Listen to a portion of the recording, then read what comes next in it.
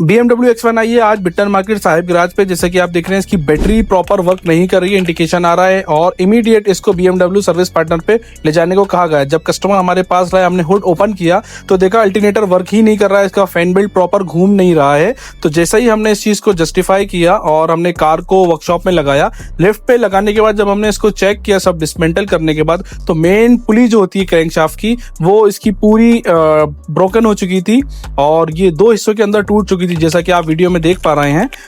Part 2 coming soon. आपके पास भी कोई प्रीमियम सेगमेंट की कार हो, visit Sahib garage Bittan market Bhopal. Thank you.